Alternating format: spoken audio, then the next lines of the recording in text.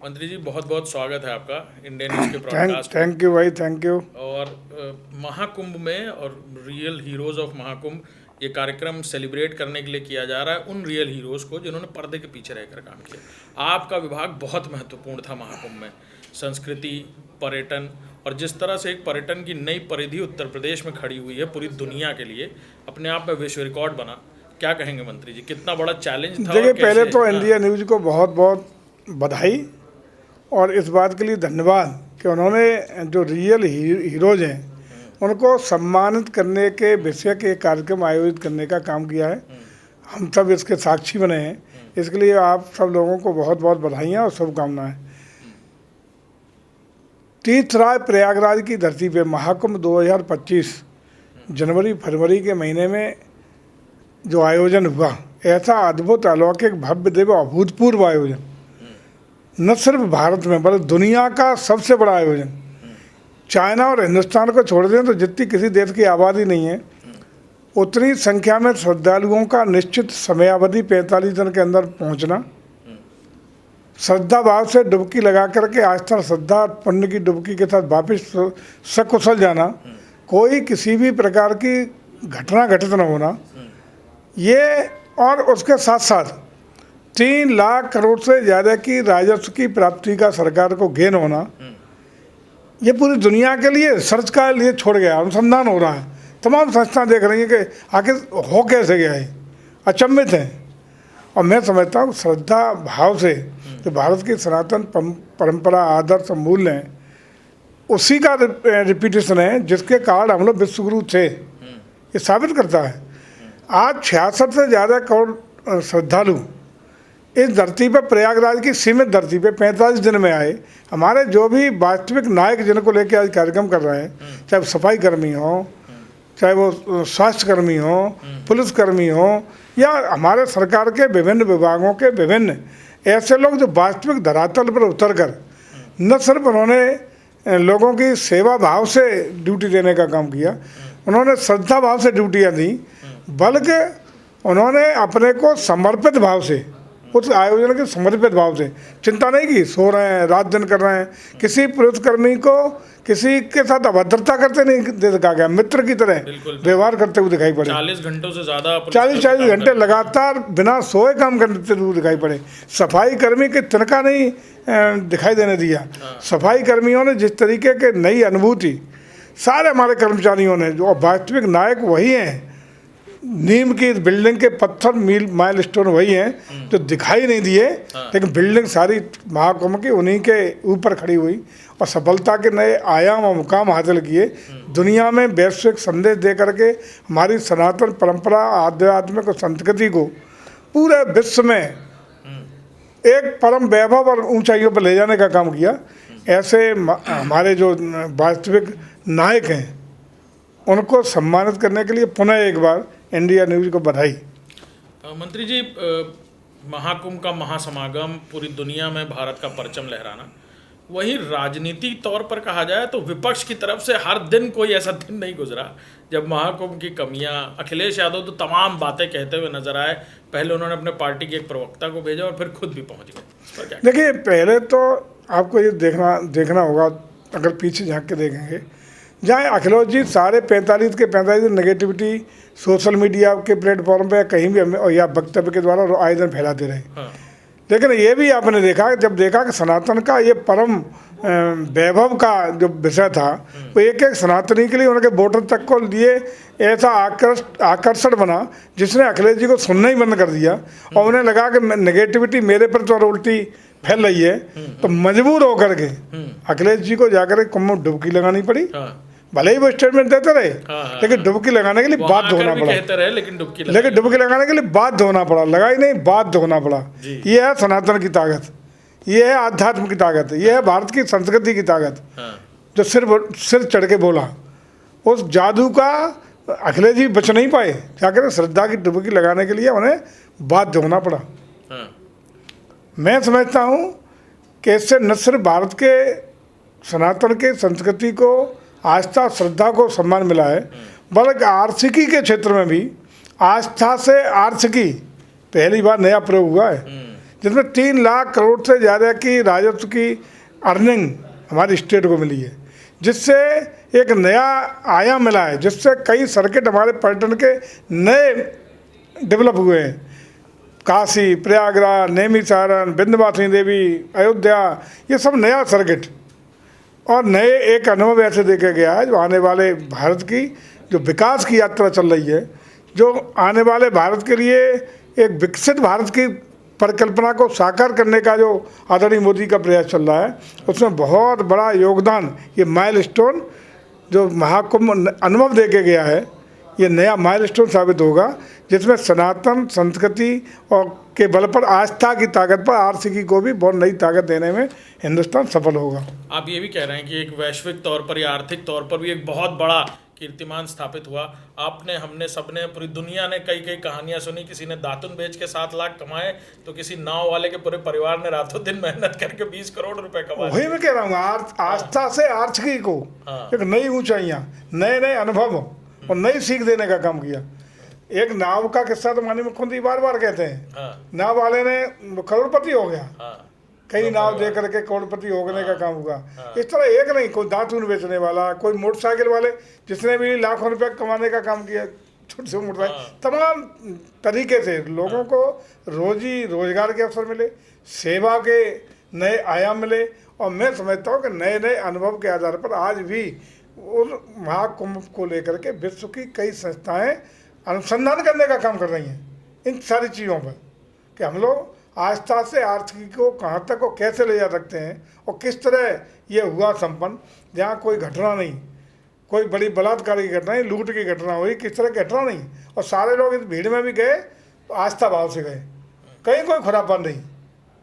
देखिए, कोई बड़ी घटना नहीं, और सफलतापूर्वक, शांतपूर्वक, बहुत मनोयोग के साथ लोग जाकर के श्रद्धा की डुबकी लगा के अपने घरों को वापस सुरक्षित पहुंचने का काम होता है। लेकिन पर्यटन के लिए भी बहुत बड़ा चैलेंज छोड़ गया है ये महाकुंभ। कई नए दरवाजे खुल गए हैं, तमाम लोग आ रहे हैं। अभी तक महाकुंभ में आने वाले लोगों की संख्या कम नहीं हुई।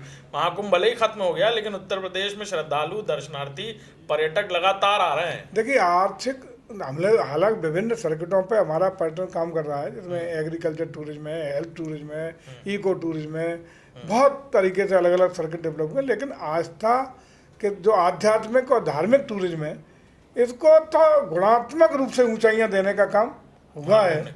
और उत्तर प्रदेश में जिस तरीके से पर्यटकों की आवक में हम लोग नंबर 1 खड़े थे, पिछले साल ही दिसंबर तक 64 करोड़ से ज़्यादा पर्यटक उत्तर प्रदेश में आए थे और नंबर 1 पे थे हम।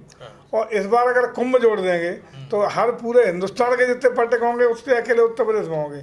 और इससे नए हमें जो अनुभव मिले उसके आधार पर मैं कह सकते हैं उन सबसे हम लोगों ने सीख ली है। हम लोग रोडों के किनारे टूरिस्ट फैसिलिटेशन सेंटर डेवलप कर रहे हैं, लोगों को तमाम सेवाएं देने के लिए व्यवस्था देने का काम कर रहे हैं।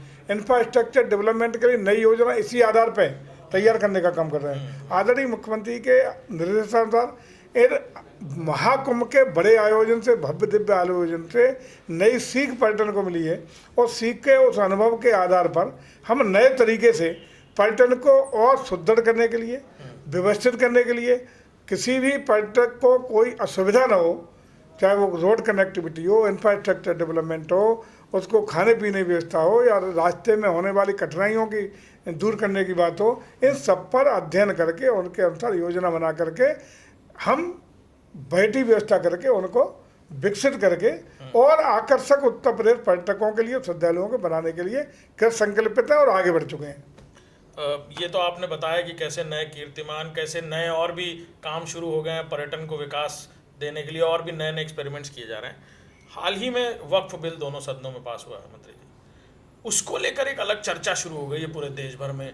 तमाम कई राजनीतिक दलों के लोग और तमिलनाडु के तो मुख्यमंत्री, उनकी तरफ से एक सुप्रीम कोर्ट में भी याचिका दायर की और तमाम लोग डाल रहे हैं। कई सारे अल्पसंख्यक सांसदों की तरफ से भी स्वर दिए गए कि सुप्रीम कोर्ट जाना चाहिए मामला। देखिए, आपने ये महसूस किया होगा कि आज़ादी के बाद से लंबे समय तक यही लोग जो आज है तौबा मचा है, इन लोगों का सत्ता शासन रहा। लेकिन इस वर्ग के लिए, इनको जीवन रेखा से खुशहाली लाने के लिए, इनके कल्याण के लिए, इनके विकास के लिए, इनके आर्थिक मोर्चे पर ऊंचाइयों पर ले जाने के लिए कोई ठोस प्रयास नहीं हुआ। उसी का परिणाम है कि आज भी मुस्लिम समाज में गरीब और गरीबों की संख्या बहुत है।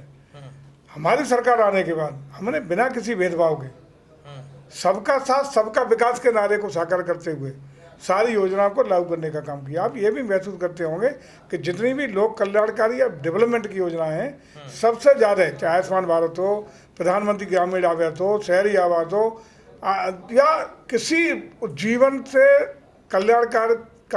जीवन कल्याण से जुड़ी हुई सभी योजनाओं में पूरा हर स्टेट में देख लें या राष्ट्रीय स्तर पर देख लें, सबसे ज़्यादा लाभ मुस्लिम समाज को, गरीब समाज को मिला है। आज हमारी सरकार जो भी निर्णय ले रही है वो राष्ट्र हित में, लोक हित में और गरीब कल्याण के लिए ले रही है। ये भी जो वक्फ जिसकी आप चर्चा कर रहे हैं, ये निर्णय भी इन गरीब मुसलमानों के हितों के दृष्टिगत है। क्योंकि वक्फ का जो प्रयोग था, वक्फ को गठित करने का जो उद्देश्य था, उसके पीछे भी यही था कि गरीब मुसलमानों को इन संपत्तियों की आय का लाभ पहुँच सके। कितने को पहुँच गया? कहीं नहीं पहुँचा किसी को, बल्कि इस पर एक माफिया तंत्र हावी हुआ उसी समाज का, और माफिया तंत्र ने कब्जा करें अवैध संपत्तियों को जो अपने तरीके से अपने लाभ के लिए इस्तेमाल भी किया, और दूसरे विवाद पैदा करने के लिए हर संपत्ति को बद संपत्ति के लिए दावेदारी करके विवाद पैदा करके माफियागर्दी करने का काम किया। इस नए जो संशोधित वक्फ बिल आया है, इसके लागू होने के बाद, जो लागू हो गया है अब, इसके लागू होने के बाद अब नंबर 1 जो इस उद्देश्य से वक्फ का गठन था उसकी पूर्ति होगी, पारदर्शिता से होगी, ईमानदारी से होगी। नंबर 2 जो अवैध संपत्तियों का दावेदारी थी वो खत्म होगी, वास्तविक संपत्तियां निकल के आएंगी, और जो संपत्तियां यानी कि माफियागर्दी से मुक्त होंगी, उन संपत्तियों का लाभ समाज के गरीब कल्याणकारी योजनाओं के लिए सरकार करेगी। ये तो पार्लियामेंट पे भी दावा करते थे, ये तो जवाहर भवन पे भी करते थे, तो विधान भवन पे भी करते थे, महाकुंभ पे दावा, महाकुंभ की संपत्ति पे दावा कर दिया था। इससे मुक्ति मिलेगी, विवादों से मुक्ति मिलेगी, निस्तार होगा, और जो संपत्तियां निकल के आएंगी इन माफियाओं के चंगुल से, उन संपत्तियों का इस्तेमाल स्कूल के लिए, अस्पताल के लिए, जन कल्याणकारी योजनाओं के लिए हो सकेगा। और एक बात और बता दूं, जैसे ही ये वास्तविकताएं आम मुसलमान के जहन में जाएंगी, जानकारी में जाएंगी, आप सबके माध्यम से, हालांकि काफ़ी कुछ साफ हुआ है। जब वापो बिल पेश नहीं हुआ था उससे पहले बहुत भ्रमित था, लेकिन जब लंबी बहस दोनों सदनों में हुई, राज्यसभा में, लोकसभा में, और लोगों ने सुना, काफ़ी कुछ ब्रेन वॉश हुआ है, लोगों को समझ में आया है कि हमें गुमराह किया जा रहा था, ये विपक्ष में अंधेरे में रखे हुए था, ये नहीं हमारे हित का है। उसी का परिणाम था, जैसे ही पारित हुआ, तमाम मुस्लिम संगठनों ने थैंक यू मोदी जी का प्रदर्शन किया है, जुलूस निकाले। ये इंगित करता है कि लोगों को समझ में आ रहा है, खासकर गरीब जो मुस्लिम है उसको समझ रहा कि हमारे समाज के माफिया तंत्र इस पर कब्जा किया था, और हमारे हितों का जो शोषण हो रहा था हमारे समाज के ये माफिया कर रहे थे। धीरे धीरे 10 दिन, 15 दिन, महीने भर में स्थितियाँ साफ होने दो। ये सारे जो विपक्ष के लोग आज भ्रमित करने का प्रयास कर रहे हैं, ये बेनकाब होंगे, लोगों को सच्चाई समझ में आएगी, और नए बल के पार लागू होने के बाद इसका वास्तविक उद्देश्य का भी हम पूर्ति करेंगे। और यही मुस्लिम जो गरीब हैं, यही इनको गरिया के समाज से अलग थलग करके इन जो तुष्टिकरण वाले दल हैं विपक्ष के, जो तुष्टिकरण के केवल वोट बैंक साधने के लिए काम कर रहे हैं, ये भी बेनकाब इस बार हो जाएंगे।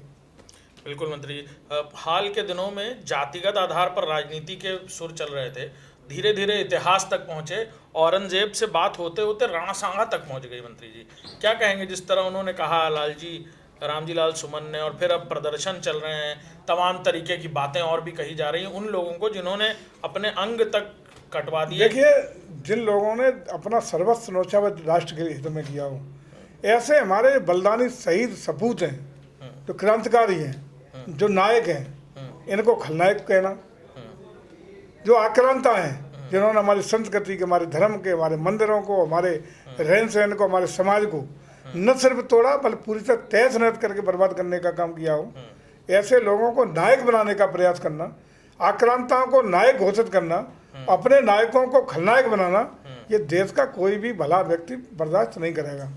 यही सब सुनियोजित तरीके से जो भी दल कर रहे हैं, अपने नेताओं के सहारे पे कर रहे हैं, और उसी का ये विरोध भी हो रहा है। और मैं समझता हूँ कि ऐसी पार्टियों को हिंदुस्तान की जनता, उत्तर प्रदेश की जनता किसी भी कीमत में माफ़ करने वाली नहीं है। बिल्कुल, हमारे साथ आप थे मंत्री जी, और कई सारे विषयों पर बात हुई और बहुत अच्छा लगा। आपने बहुत सारी चीज़ें बहुत खुलकर कहीं, इसके लिए बहुत बहुत शुक्रिया बहुत बहुत आपका। धन्यवाद भाई, बहुत बहुत बिल्कुल धन्यवाद। बिल्कुल।